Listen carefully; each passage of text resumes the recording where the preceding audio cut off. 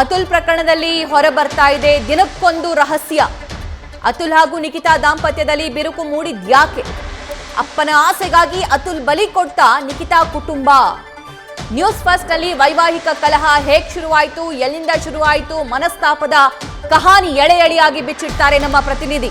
ಅತುಲ್ ದಾಂಪತ್ಯದ ಬಗ್ಗೆ ಆಪ್ತರು ಬಿಚ್ಚಿಟ್ಟಿರುವಂತಹ ಅಚ್ಚರಿಯ ಅಂಶ. ಆಪ್ತರು ನ್ಯೂಸ್ ಫಸ್ಟ್ ಜೊತೆಗೆ ಅತುಲ್ಗೆ ಏನೆಲ್ಲ ಅನ್ಯಾಯ ಆಯಿತು, ಯಾವಾಗ ಕಲಹ ಶುರುವಾಯಿತು, ಯಾವಾಗ ಮನಸ್ತಾಪ ಶುರುವಾಯಿತು, ಅತುಲ್ ಯಾವೆಲ್ಲ ಪ್ರೆಷರ್ನಲ್ಲಿ ಬದುಕ್ತಾ ಇದ್ರು, ಇದೆಲ್ಲದರ ಬಗ್ಗೆ ಮಾತನಾಡಿದ್ದಾರೆ.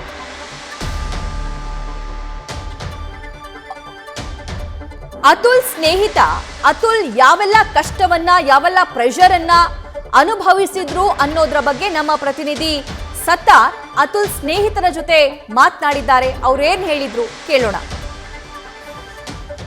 ರಾಷ್ಟ್ರ ಮಟ್ಟದಲ್ಲಿ ಸಂಚಲನ ಸೃಷ್ಟಿಸಿರುವಂತಹ ಅತುಲ್ ಸುಭಾಷ್ ಅವರ ಆತ್ಮಹತ್ಯೆ ಪ್ರಕರಣ ಸಂಬಂಧ ಇದೀಗ ಒಂದೊಂದೇ ರಹಸ್ಯ ಹೊರಬರ್ತಾ ಇದೆ. ಅವರಿಗೆ ಕೊಟ್ಟಿರುವಂತಹ, ಅವರು ಅನುಭವಿಸಿರುವಂತಹ ಟಾರ್ಚರ್ನಿಂದ ಹಿಡಿದು ಅವರು ತನ್ನ ತನ್ನ ಜೀವನಕ್ಕೆ ಅಂತ್ಯ ಆಳುವಲ್ಲಿಗೆ ಏನೇನಾಯಿತು ಅನ್ನೋದಕ್ಕೆ ಸಂಬಂಧಪಟ್ಟ ಹಾಗೆ ಒಂದೊಂದೇ ವಿಚಾರ ಹೊರಬರ್ತಾ ಇದೆ. ಈ ಎಲ್ಲ ವಿಚಾರ ಬಗ್ಗೆ ಮಾತನಾಡೋದಕ್ಕೆ ನಮ್ಮ ಜೊತೆ ಅತುಲ್ ಅವರ ಆಪ್ತರು, ಸ್ನೇಹಿತರು ಹಾಗೂ SIFF ಏನಿದೆ ಅಂದರೆ ಸೇವ್ ಇಂಡಿಯಾ ಫ್ಯಾಮಿಲಿ ಫೌಂಡೇಶನ್ನ ಮೆಂಬರ್ ಕೂಡ ಆಗಿರುವಂತಹ ಪಾಟೀಲ್ ಕೂಡ ಇದ್ದಾರೆ. ಅವ್ರನ್ನೇ ಮಾತನಾಡ್ಸ್ಕೊಂಡು ಹೋಗ್ತೀನಿ. ಸರ್, ಈ ಒಂದು ಸಮಸ್ಯೆ ಶುರುವಾಗಿದೆ ಎಲ್ಲಿಂದ? ಅಂದರೆ ಅತುಲ್ ಮತ್ತು ನಿಖಿತಾ ಸಿಂಘಾನಿ ಅವರ ಮದುವೆ ಯಾವಾಗಾಯಿತು, ಅವರ ಪರಿಚಯ ಹೆಂಗಾಯಿತು ಅಂತ? ಸರ್, ನಿಖಿತಾ ಸಿಂಘಾನಿಯಾ ಮತ್ತು ಅತುಲ್ ಸುಭಾಷ್ ಇವರ ಮದುವೆ 2019 ಆಯಿತು. ಇವರ ಪರಿಚಯ shaadi.com ಇಂದ ಆಯಿತು. shaadi.com ಇಂದ ಅವ್ರ ಪ್ರೊಫೈಲ್ ನೋಡಿ ಅವ್ರ ಪ್ರೊಫೈಲ್ ಕಾಂಟ್ಯಾಕ್ಟ್ ಮಾಡಿ ಮದುವೆ ಆಯಿತು. ಮೊದಲಿಗೆ ಯಾರು ಕಾಂಟ್ಯಾಕ್ಟ್ ಮಾಡಿದ್ರು ಸರ್? ಸರ್, ಪ್ರೊಫೈಲು ಮೊದಲು ಯಾರು ಕಾಂಟ್ಯಾಕ್ಟ್ ಮಾಡಿದ್ದಾರೆ ಅನ್ನೋದು ಮಾಹಿತಿ ನಮಗೂ ಇಲ್ಲ. ಬಟ್ ಇಬ್ಬರದ್ದು ಪ್ರೊಫೈಲ್ shaadi.com ಅಲ್ಲಿ ಇತ್ತು. ಬಟ್ ನಮ್ಮ ಅತುಲ್ ಸುಭಾಷ್ ಅವರಿಗೆ ಇವ್ರ ಪ್ರೊಫೈಲ್ ಸಿಕ್ಕಿರೋದು shaadi.com ಇಂದಾನೆ.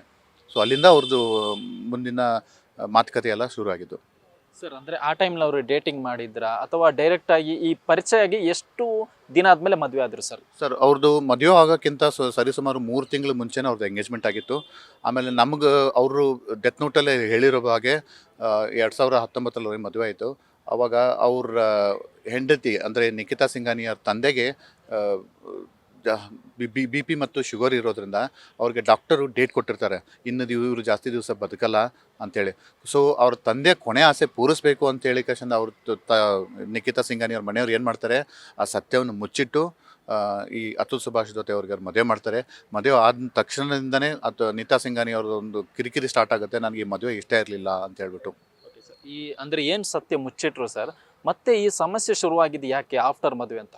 ಸರ್, ನಿಖಿತಾ ಸಿಂಘಾನಿ ಅವರ ತಂದೆಗೆ ಶುಗರು ಮತ್ತು BP ಪೇಷಂಟ್ ಆಗಿದ್ದರು. ಅವರು ಆಲ್ಮೋಸ್ಟ್ ಹೇಳ್ಬೇಕು ಅಂದರೆ ಲಾಸ್ಟ್ ಸ್ಟೇಜಲ್ಲೇ ಇದ್ದರು. ಅವರು ಡಾಕ್ಟರು ಅವ್ರಿಗೆ ಡೇಟ್ ಕೊಟ್ಟಿದ್ರು, ಅಂದರೆ ಇನ್ನೂ ಜಾಸ್ತಿ ಬದುಕಲ್ಲ ಇವರು ಅಂತೇಳಿ. ಸೊ ತಂದೆ ಬದುಕಿರುವಾಗಲೇ ಮಗಳು ಮದುವೆ ಮಾಡಬೇಕು ಅನ್ನೋ ಒಂದು ಆಸೆಯಿಂದ, ಅಥವಾ ನಾವು ಆಸೆ ಅನ್ಬೇಕು ದುರಾಸೆ ಅನ್ಬೇಕು ಗೊತ್ತಿಲ್ಲ, ಸತ್ಯವನ್ನು ಮುಚ್ಚಿಟ್ಟು ಮದುವೆ ಮಾಡ್ತಾರೆ.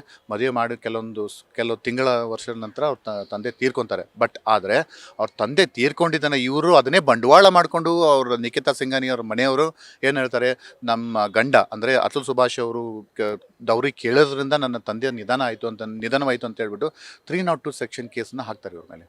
ಸರ್, ಮದುವೆ ಟೈಮಲ್ಲಿ ಅಂದ್ರೆ ಅವ್ರಿಗೆ ಇಷ್ಟ ಇದ್ದು ಮದುವೆ ಆದ್ರೆ ಎಲ್ಲ ಫೋರ್ಸ್ಫುಲಿ ಆಗಿ ಇವ್ರನ್ನ ಮದುವೆ ಆದ್ರೆ? ಮದುವೆ ಟೈಮಲ್ಲಿ ಇವರು ನನಗೆ ಇಷ್ಟ ಇದೆ ಅಂತ ಹೇಳಿನೇ ಮದುವೆ ಆಗಿದ್ದಾರೆ. ಇಬ್ಬರು, ಅತುಲ್ ಸುಭಾಷ್ ಅವರು ಆಗಿರ್ಬೋದು ಅಥವಾ ನಿಖಿತಾ ಸಿಂಘಾನಿ ಅವರು ಆಗಿರ್ಬೋದು. ಬಟ್ ಆದರೆ ಮದುವೆ ನಂತರ ನಿಖಿತಾ ಸಿಂಘಾನಿ ಅವ್ರು ಏನು ಹೇಳ್ತಾರೆ, ನನಗೆ ಮದುವೆ ಇಷ್ಟ ಇರಲಿಲ್ಲ ಅಂತ ಕಷಂದು ಅವರು ತಕರಾರನ್ನು ತೆಗಿಯೋಕ್ಕೆ ಸ್ಟಾರ್ಟ್ ಮಾಡ್ತಾರೆ. ಆಮೇಲೆ ತಕರಾರಿಂದ ದುಡ್ಡಿನ ವಸೂಲಿಗೆ ಅದು ಮುಂದೆ ಹೋಗುತ್ತೆ ಸರ್. ಸರ್, ಅಂದರೆ ಅವರು ಸಾವಿಗೆ ಹೆಂಗೆ ಟೈಮ್ ಟೇಬಲ್ ಹಾಕಿ ಹಿಂಗೆ ಬದುಕಿ ಸಾವಿನ ಮನೆ ಸೇರ್ತಾರೆ, ಪ್ರತಿಯೊಂದು ವಿಚಾರನೂ ಕೂಡ ಅವರು ಉಲ್ಲೇಖ ಮಾಡ್ತಾರೆ. ನೀವು ನೋಡಿದಂಗೆ, ನೀವು ಅವ್ರ ಮನೆಯಲ್ಲಿ ಫುಲ್ ನೋಡಿದಂಗೆ ಆಫ್ಟರ್ ಡೆತ್ ಅಂದರೆ ಪ್ರತಿಯೊಂದು ಕೆಲಸವನ್ನು ಅವ್ರು ಮುಗಿಸಿದ್ರು, ಇನ್ಕ್ಲೂಡಿಂಗ್ ಪಾತ್ರೆ ವಾಶ್ ಮಾಡೋದರಿಂದ ಹಿಡಿದು ಪ್ರತಿಯೊಂದನ್ನು ಕೆಲ ಮುಗಿಸಿದ್ರು ಅಂತ ಅನ್ನೋ ಮಾಹಿತಿ ಇದೆ. ನೀವು ನೋಡಿದಂಗೆ ಅವ್ರ ಕಡೆಯ ದಿನ ಹೇಗಿತ್ತು ಮತ್ತು ಅವ್ರ ಮನೆ ಹೇಗಿತ್ತು ಸರ್ ಆ ಟೈಮಲ್ಲಿ? ಸರ್, ಅವ್ರದ್ದು ಕೊನೆ ದಿವಸ ಅವ್ರು ಏನು ಆತ್ಮಹತ್ಯೆ ಮಾಡ್ಕೊಂಡ್ರಲ್ಲ ಸರ್, ಅವರೊಂದು ಟೈಮ್ ಟೇಬಲ್ ಹಾಕ್ಕೊತಾರೆ. ಅವ್ರು 3 ದಿನದ ಏನು ಕೆಲಸಗಳು ಬಾಕಿ ಇದ್ದಾವೆ, ಅಲ್ಲಿ ಒಂದು ಪ್ರತಿಯೊಂದು ಅವ್ರ ಡ್ಯೂಟಿ ಏನಿದೆಯಲ್ಲ, ಅವ್ರ ಕರ್ತವ್ಯ ಏನಿದೆ ಎಲ್ಲ ಮೆನ್ಷನ್ ಮಾಡ್ತಾರೆ. ನನ್ನ ಎಂಪ್ಲಾಯಿಗೆ ನನಗೆ ಲ್ಯಾಪ್ಟಾಪ್ನ ಕಂಪ್ನಿಗೆ ವಾಪಸ್ ಕೊಡಿ, ಆಮೇಲೆ ಈ ಬ್ಯಾಚ್ ಇಲ್ಲಿಟ್ಟಿದ್ದೀನಿ, ಆಮೇಲೆ ಸ್ವತಃ ಒಂದು ಪಾತ್ರೆನೂ ಕೂಡ ಕ್ಲೀನ್ ಮಾಡ್ತಾರೆ. ನಾನು ತಿಂದಿರೋ ಪಾತ್ರೆ ಇನ್ನೊಬ್ರಿಗೆ ತೊಳೆಯೋಕ್ಕೆ ಬಿಡಬಾರ್ದು ಅಂತ ಹೇಳ್ಬಿಟ್ಟು ಒಂದು ಅಷ್ಟರ ಮಟ್ಟಿಗೆ ಅವರು ಒಂದು ತಮ್ಮ ಏನು ಕರ್ತವ್ಯ ಇದೆಯಲ್ಲ ಎಲ್ಲ ಮಾಡಿ, ಯಾರ್ಯಾರು ದುಡ್ಡು ಕೊಡಬೇಕಾಗಿತ್ತು ಬಾಕಿ ಇತ್ತು ಅವ್ರಿಗೆಲ್ಲ ದುಡ್ಡು ಕೊಟ್ಟು, ಆಮೇಲೆ ಇವರು ಪ್ರತಿಯೊಂದನ್ನು. ಆಮೇಲೆ ಸಾಯೋಕ್ಕಿಂತ ಮುಂಚೆ 108 ಸಾತಿ ಜಪವನ್ನು ಮಾಡ್ತಾರೆ. ಜಪವನ್ನು ಮಾಡಿ ಕಡೆಗೆ ಒಂದು ಮುಕ್ತಿ ನನಗೆ ಬೇಕು ಅಥವಾ ಮುಕ್ತಿಸಬೇಕು ಅಂತ ಹೇಳ್ಬಿಟ್ಟು ಈ ಲೋಕವನ್ನು ತ್ಯಜಿಸಿ ಹೋಗ್ತಾರೆ. ಇಲ್ಲಂತೂ ನನಗೆ ನ್ಯಾಯ ಸಿಗಲಿಲ್ಲ, ಅಟ್ಲೀಸ್ಟ್ ನನಗೆ ಆ ದೇವರಾದರೂ ನ್ಯಾಯ ಕೊಡ್ತಾನ ಅಂತ ಕೇಳಿಕೊಂಡು ದೇವ್ರ ಹತ್ರ ಹೋಗಿದ್ದಾರೆ ಅವರು. ಇವಿಷ್ಟು ಅತುಲ್ ಸ್ನೇಹಿತರ ಮಾತು. ಅಂದರೆ ಆತ ಕಡೆ ದಿನಗಳಲ್ಲಿ ಎಲ್ಲ ಮಾಡಬೇಕಾಗಿದ್ದಂತಹ ಪ್ರತಿಯೊಂದು ಕೆಲಸವನ್ನು ಏನು ಮುಗಿಸಿ ನ್ಯಾಯ ಬಾಕಿ ಇದೆ ಅಂತ ಒಂದು ಕೂಗನ್ನು ಮೊಳಗಿಸಿ ಆತ ಇದೀಗ ಇಹಲೋಕ ತ್ಯಜಿಸಿರುವಂಥದ್ದು. ಆತನ ನ್ಯಾಯಕ್ಕಾಗಿ ಆತನ ಸ್ನೇಹಿತರಾಗಿರ್ಬೋದು SIFF ಅಂದರೆ ಸೇವ್ ಇಂಡಿಯಾ ಫ್ಯಾಮಿಲಿ ಫೌಂಡೇಶನ್ ಕೂಡ ಹೋರಾಟವನ್ನು ಮಾಡ್ತಾ ಇದೆ. ಕ್ಯಾಮರಾ ಪರ್ಸನ್ ನವೀನ್ ಜೊತೆ Sattar, news first, Bengaluru. News first ನಿರ್ಭೀತಿಯಿಂದ ನಿಮ್ಮ ಪರವಾಗಿ.